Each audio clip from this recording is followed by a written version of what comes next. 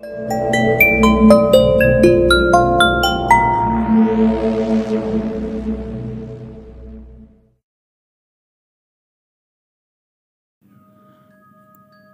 আপনাদের সামনে যে গল্পটি পরিবেশনা করব, এ ধরনের গল্প আপনারা আগে শুনেছেন কি না আমরা জানি না।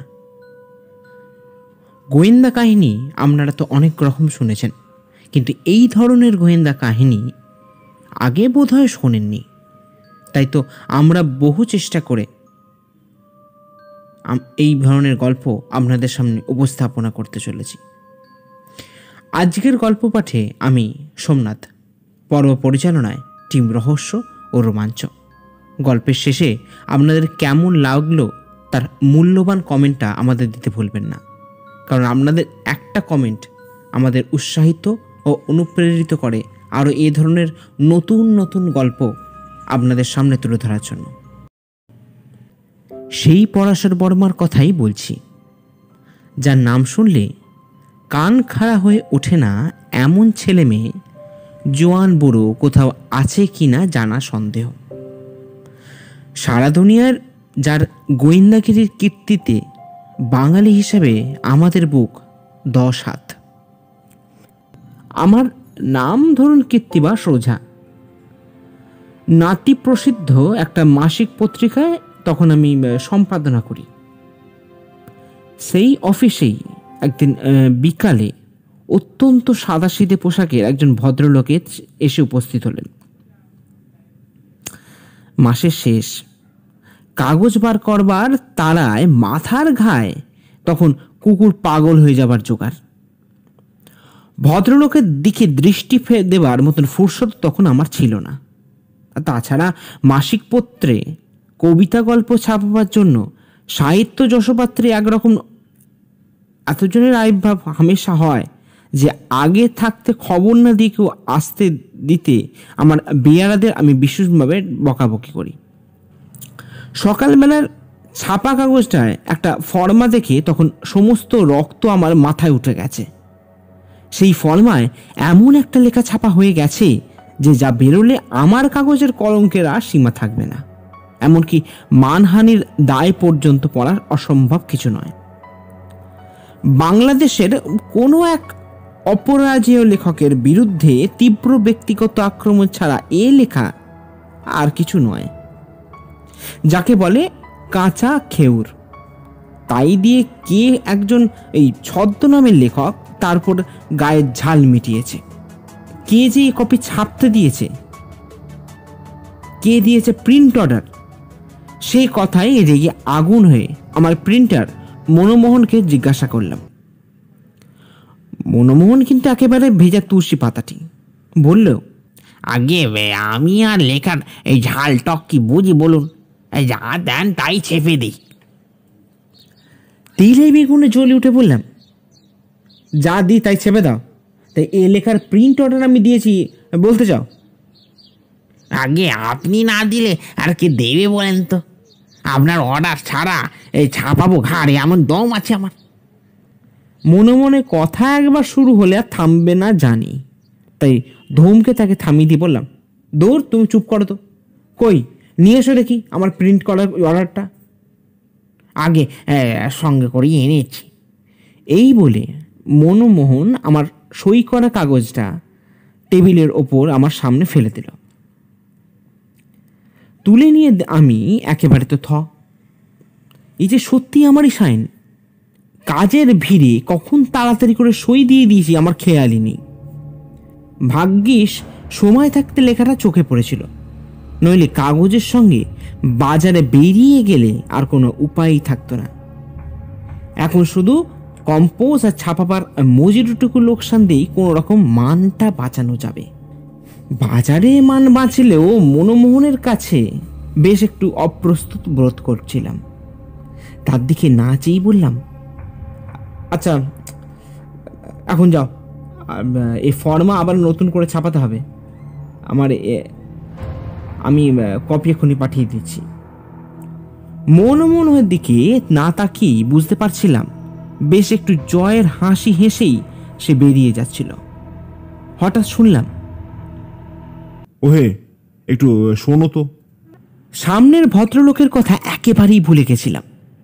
তার এই মাতব্বরিতে একটু বিস্মিত ও বিরক্তি বোধ করলাম। আমার প্রিন্টারকে হুকুম করবার তিনি কে? বিরক্তি গোপন না করি বললাম, কেন বলুন তো, ওকে ডাকছেন কেন? ভদ্রলোক মৃদু হেসে বললেন, আপনার প্রিন্ট অর্ডারটা, সইটা একটু দেখব। আপনি সই দেখবেন? তার আগে আপনার পরিচয়টা জানতে পারি কি? আপনি সিগনেচার এক্সপার্ট নিশ্চয়ই নন। আর কেউ হলে আমার গলার স্বরেই নিজের জায়গা কোথায় বুঝে অনধিকার চর্চায় আর মাথা গলাতো না। কিন্তু ভদ্রলোকের গায়ের চামড়া যে বেশ পুরু তা জানতে বাকি রইল না। আমার গলার ঝাঁঝ বিন্দুমাত্র গ্রাহ্য না করে নির্বিকারে তিনি বললেন, দেখুন, এক্সপার্ট না হলেও আপনাকে এ বিষয়ে কিছু সাহায্য বোধহয় করতে পারি। মনমোহন তখন দরজার কাছে গিয়ে ফিরে দাঁড়িয়েছিল। ভদ্রলোকের দৌড় কত দূর ত্যাগেবার জন্যই বিদ্রুপের স্বরে বললাম, নিয়ে এসো মনমোহন, তোমার ওই কাগজটা দাও দেখি, এই শার্লক হোমস কি বার করেন ওই কাগজ থেকে। মনমোহন অত্যন্ত অপ্রসন্ন মুখে কাগজটা টেবিলে এনে রাখবার পর ভদ্রলোক সেটা তুলে নিয়ে একবার সইয়ের ওপর চোখ বুলিয়ে মৃদু হেসে বললেন, তিক্ত বিদ্রুপের সঙ্গে বললাম, বাবা, আপনার দেখা হয়ে গেল এর মধ্যে? ভদ্রলোক তেমনি ঈষৎ হেসে বললেন, হ্যাঁ, দেখবার তো বেশি কিছু ছিল না, আমি শুধু কালিটা দেখছিলাম। ও, শুধু কালিটা দেখতে চেয়েছিলেন? তাহলে তো হাতের লেখা নয়। আপনি কালি সম্বন্ধে এক্সপার্ট নাকি? তা কালি দেখে কি বুঝলেন জানতে পারি কি? আপনি সত্যিটা শুনতে চান? ভদ্রলোকের মুখের সেই হাসি দেখে গাটা আরো জ্বলে গেল। বললাম, আপনার কেরামতিটা একটু দেখবার তো ইচ্ছা হয় বই কি, অবশ্যই যদি আপনার বলবার মতন কিছু থাকে।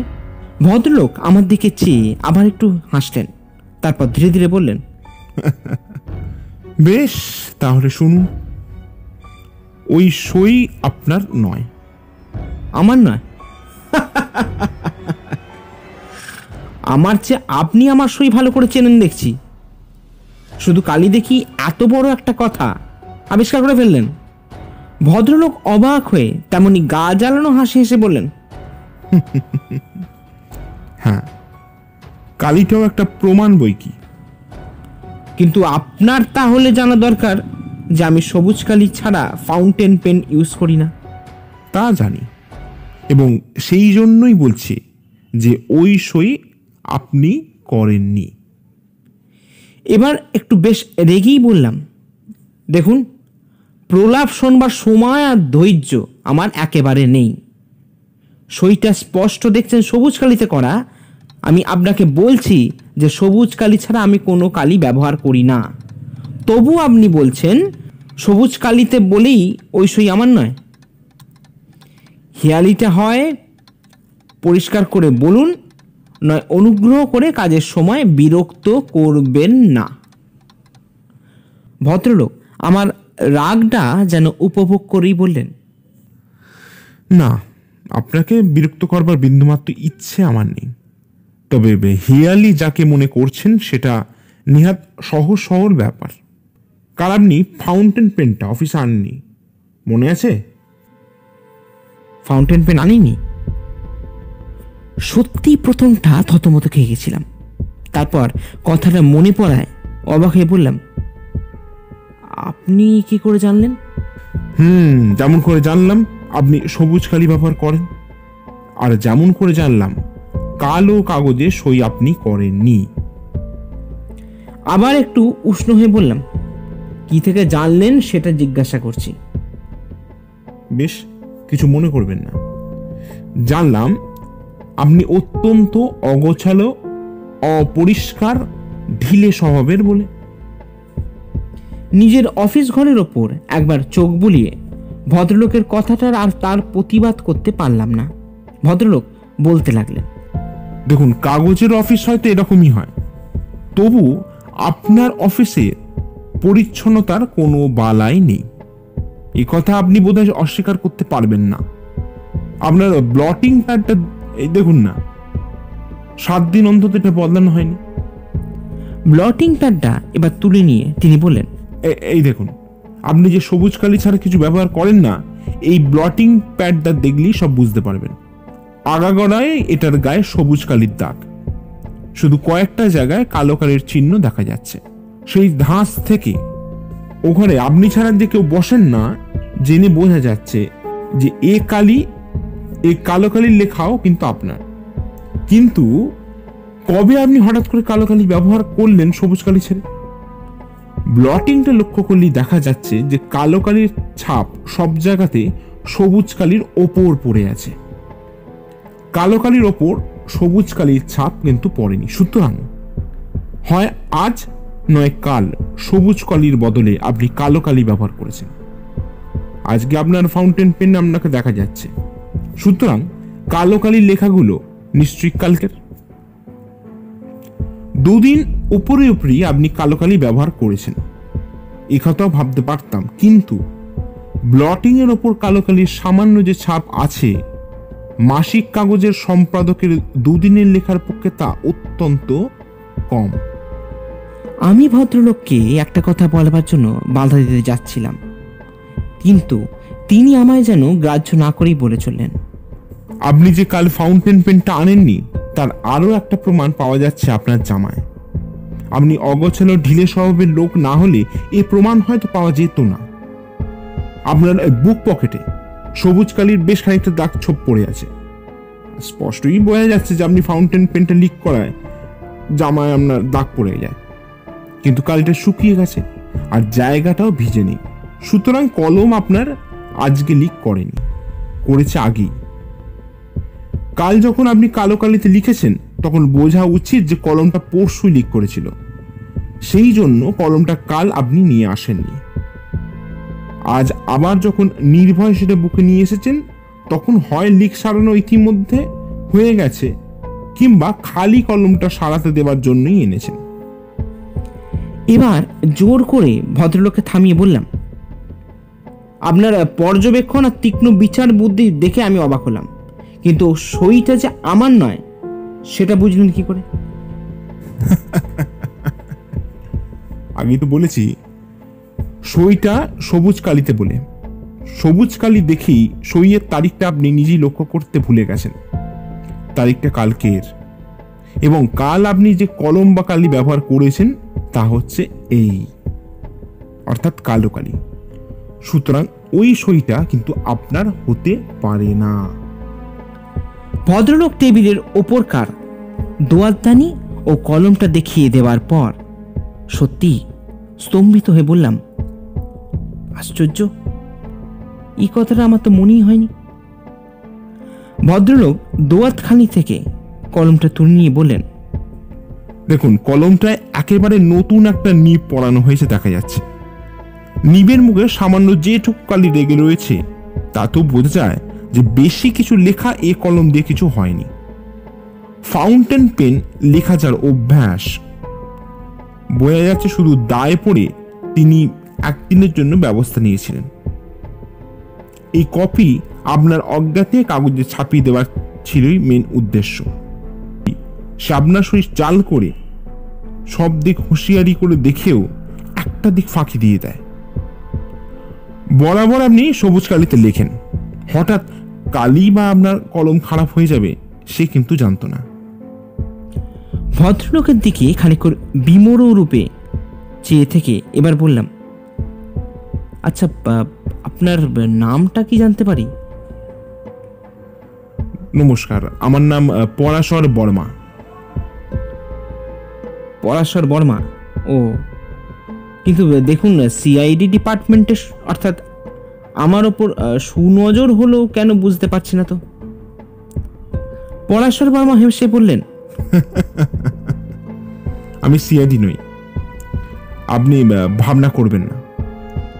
সত্যি আশ্চর্য হলাম। এখন বলুন তো আপনার জন্য কি করতে পারি? পরাশর বর্মা মুখের চেহারা এক মুহূর্তে যেন বদলে গেল। কোথায় গেল সেই সুপ্রতিভ আত্মবিশ্বাসের সহজ ভঙ্গি? এক মুহূর্তে একেবারে অত্যন্ত লাজুকের মতন অপ্রস্তুতভাবে পকেট থেকে একটা কাগজের তাড়া বার করে বললেন, মানে আমার কয়েকটা কবিতা আপনাকে দেখাতে নিয়ে এসেছিলাম, যদি আপনার সময় থাকে। সত্যি আকাশ থেকে পড়লাম। আপনি আপনি কবিতা লেখেন? পলাশর আর যেন চোখ তুলে তাকাতেই পারছেন না, মাথা নিচু করে বললেন, ওই আমার জীবনের একটা মাত্রই তো সাধনা। বিস্ময়ের ঘোর তখনও কিন্তু কাটিয়ে উঠতে পারিনি। পরাশর বর্মার হাত থেকে কাগজের তাড়াটা নিয়ে বললাম, এগুলো কিন্তু আমার কাছে আপনাকে রেখে যেতে হবে, সময় মতো দেখব। নিশ্চয়ই, তাই আপনি দেখবেন। আর যদি তু একটা তেমন। বাধা দিয়ে বললাম, হ্যাঁ তেমন ভালো লাগলে নিশ্চয়ই ছাপাবো। পরাশর এবার উঠে পড়ে বললেন, বেশ, আপনাকে অনেকটা বিরক্ত করলাম, কিছু মনে করবেন না। সঙ্গে সঙ্গে আমি উঠে দাঁড়িয়ে বললাম, দেখুন, হতভম্ব যা করে গেলেন তাতে বিরক্ত হয়েছে কিনা বুঝতে পারছি না।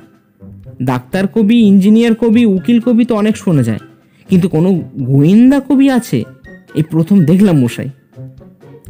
পলাশরের মুখ হঠাৎ গম্ভীর হয়ে গেল। একটু চুপ করে থেকে তিনি বললেন, গোয়েন্দাগিরিটা আমার শখ, কিন্তু কাব্য আমার সাধনা। বলেই তিনি ঘর থেকে বেরিয়ে গেলেন। পরাশর বর্মার কবিতাগুলো তারপর সাগ্রহে পড়ে দেখেছি। ওয়েস্ট পেপারে বাস্কেটে ছাড়া তাদের কোথাও জায়গা নেই। এতক্ষণ আপনারা শুনছিলেন গোয়েন্দা কবি। গল্প পাঠে আমি সোমনাথ, পর্ব পরিচালনায় টিম রহস্য ও রোমাঞ্চ। আপনাদের গল্পটা কেমন লাগলো সেটা জানাতে কিন্তু একেবারেই ভুলবেন না, কারণ আপনাদের একটা কমেন্টেই আমরা উৎসাহিত আর অনুপ্রাণিত হই আরও এই ধরনের বিভিন্ন ধরনের গোয়েন্দা, ভৌতিক, আদি ভৌতিক, ঐশ্বরিক ঘটনা আপনাদের সামনে তুলে ধরার জন্য। তাই আবারও বলছি, অনুরোধ করছি, আপনারা কমেন্ট করতে কিন্তু ভুলবেন না। সকলে ভালো থাকুন, সুস্থ থাকুন, নমস্কার।